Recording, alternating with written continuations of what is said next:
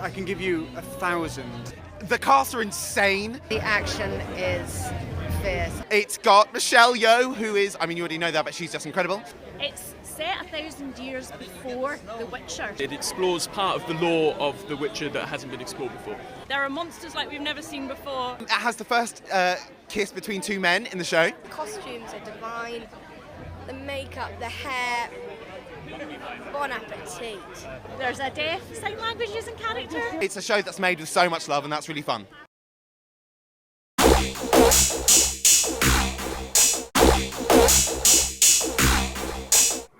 Hey everyone, and hail to the fellowship. We thank you guys for tuning in. I am your nerdy normie reviewer, the Elvin fucking Barber. And joining me is the lore loyalist himself, TC, back at it again. The token cripple, what's up? Not much. I got my family is out going to a wedding 4 hours away, so I have plenty of time to talk about this shit show these days, right? Yes, I can't do it with a 6-year-old and a 4-year-old around. So I don't know, man. I feel like a lot of these shows these days are written by 4-year-olds and sixth graders, and yep. So but we're those guys. And today we are talking, which I know the internet's been talking about this a lot, but you know, why not? Yeah, I think it's our turn. Yep. We're talking Blood Origin, The Witcher Blood Origin.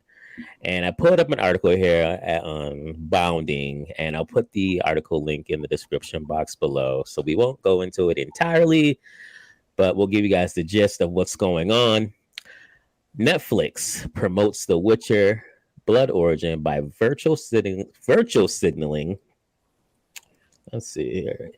It's featured virtual signaling. It's featuring of the first kiss between two men in the show and a deaf character using ASL, because why not? I'm sure everyone's seen. Have you seen the video they put out of like top 10 reasons why you should watch The Witcher? I have not. Is it as cringeworthy as it sounds?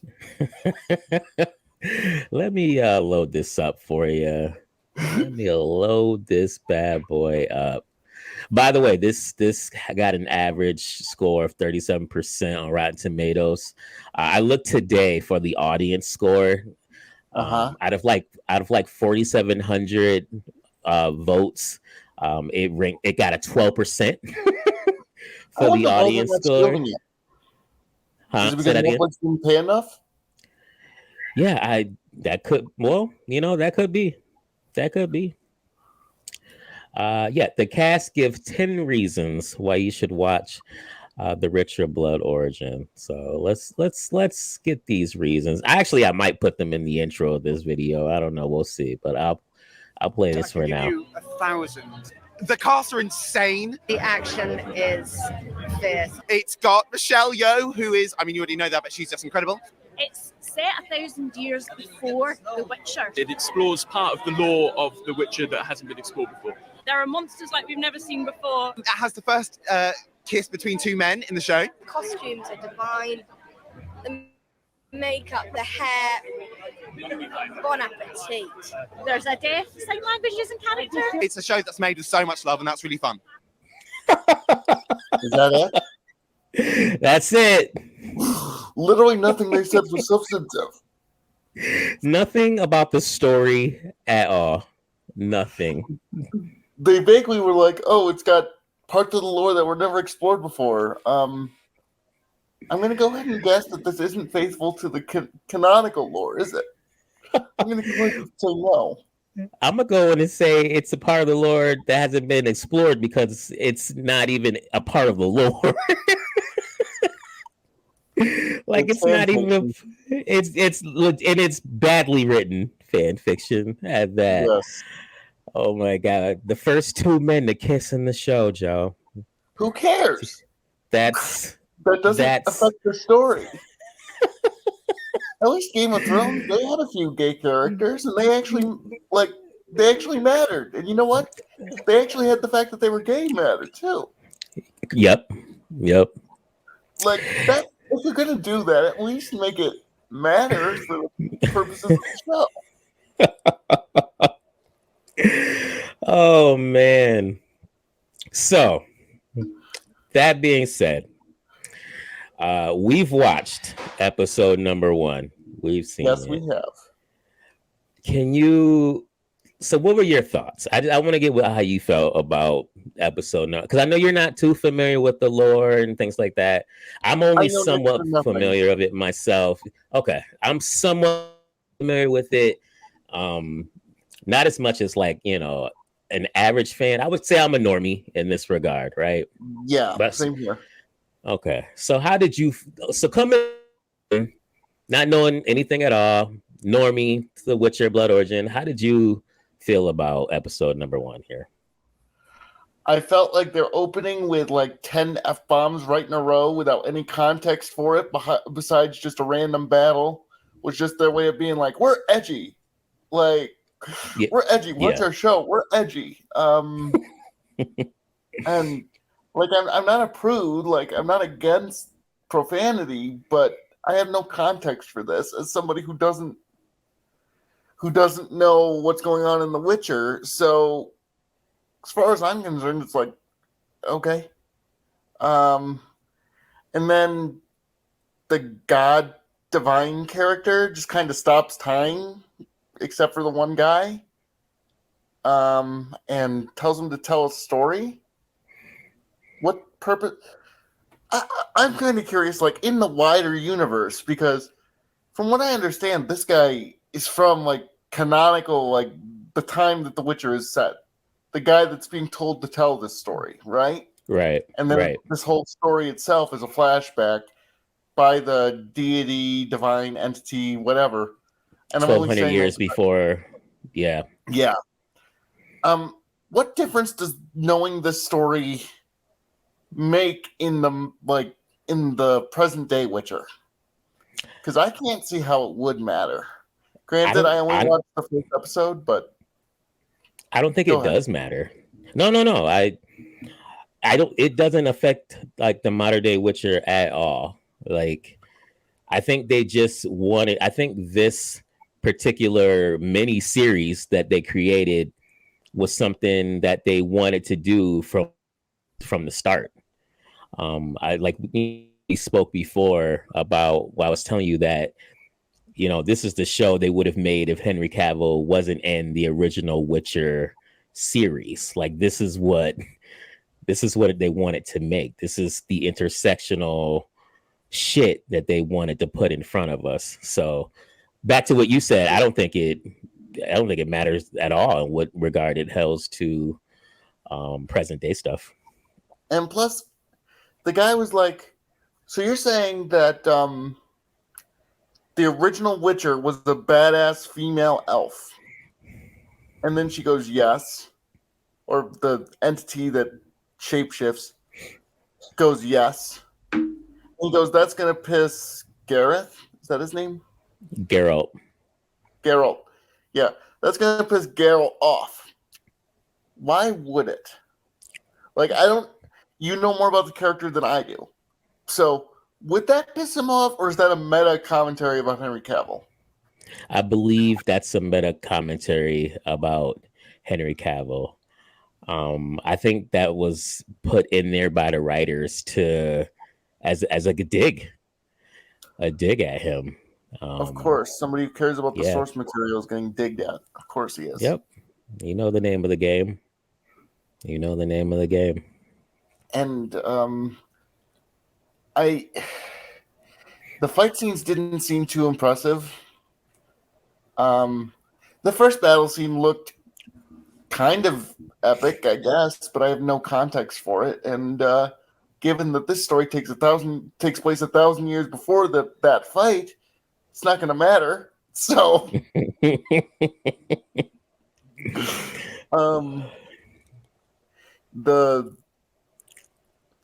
the singing, the main character singing lady.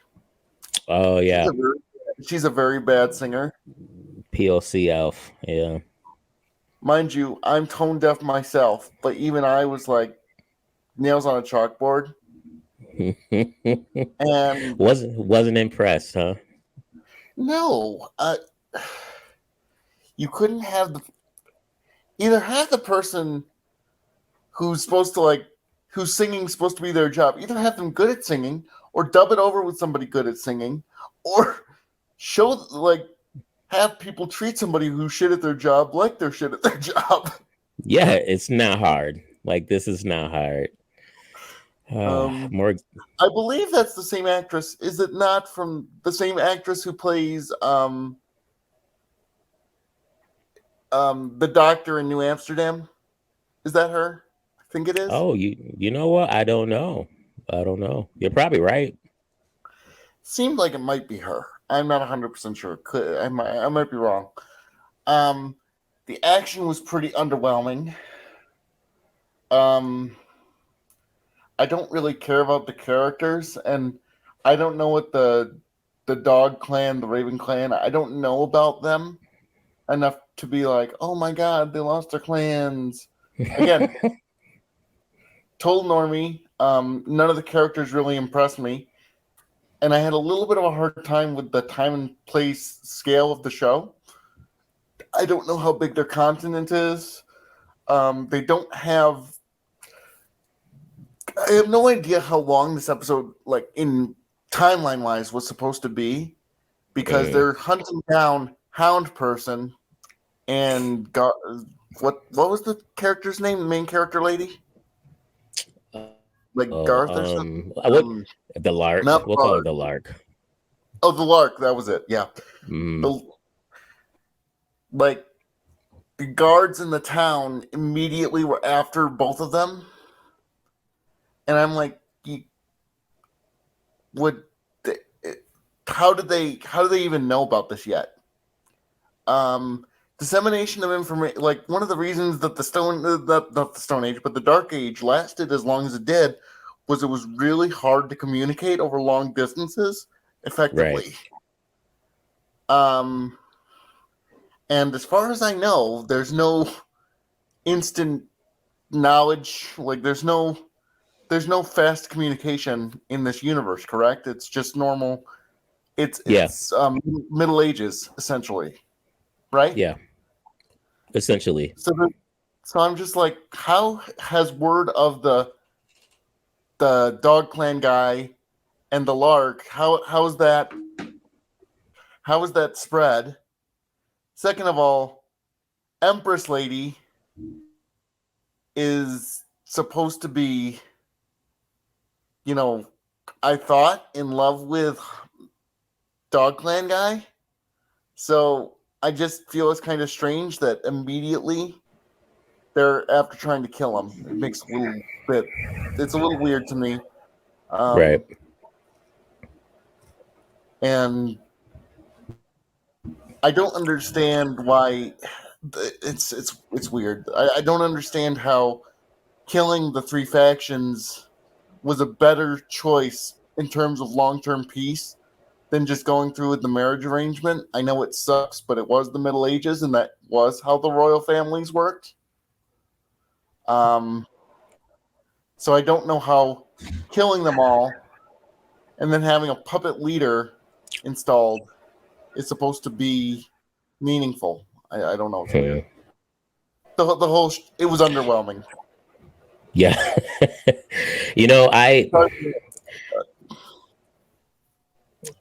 I watched this show. I'm like, man, Hollywood just does not know how to make a good fantasy show anymore. There just aren't any. I mean, you got The Witcher here, Willow, which I watched a few minutes of that, now it's out. Rings of Power, Wheel of Time. I mean, there are fantasy projects that have absolutely no discerning features to help them stand out. And they all just seem to be the same, right? All these shows have a woman who's the key to everything. And just women in general acting like, yep, and there's our clan coming together and defeating some unstoppable power. And each DA, each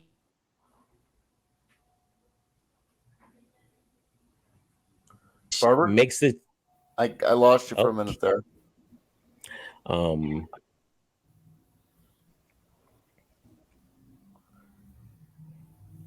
Go on. Okay.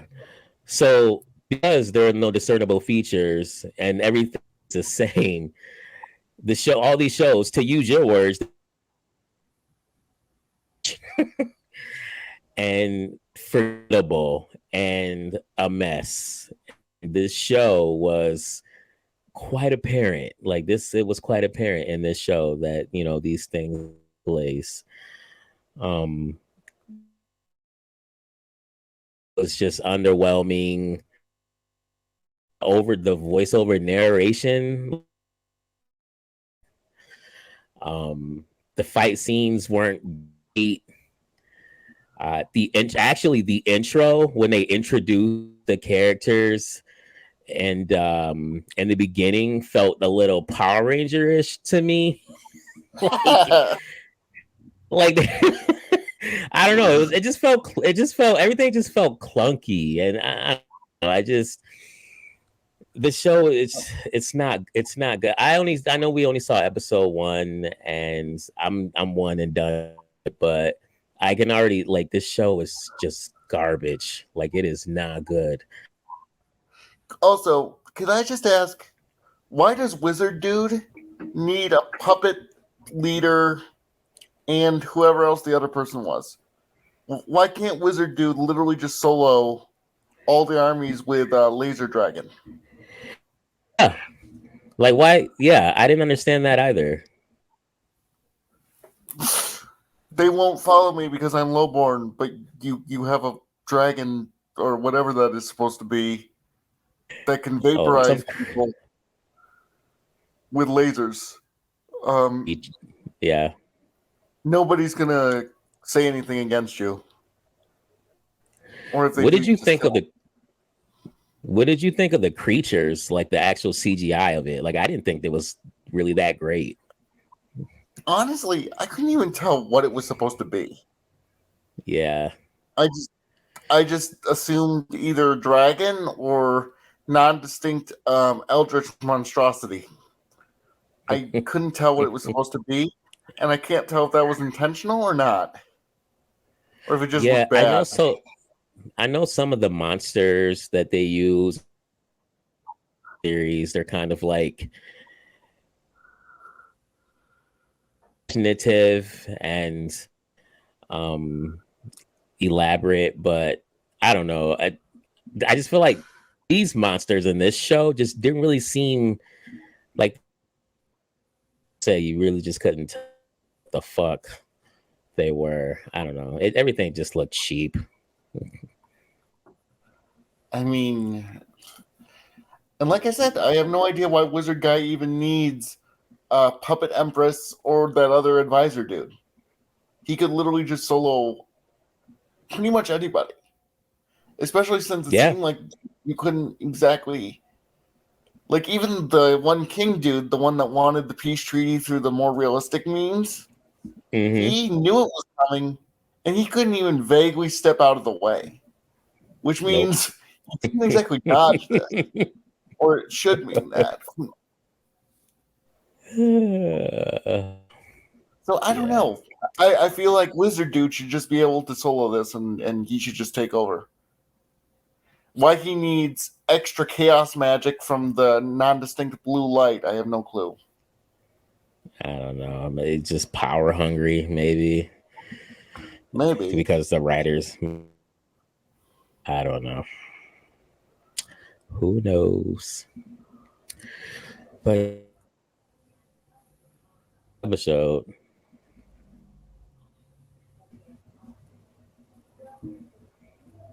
What'd you say, Barber?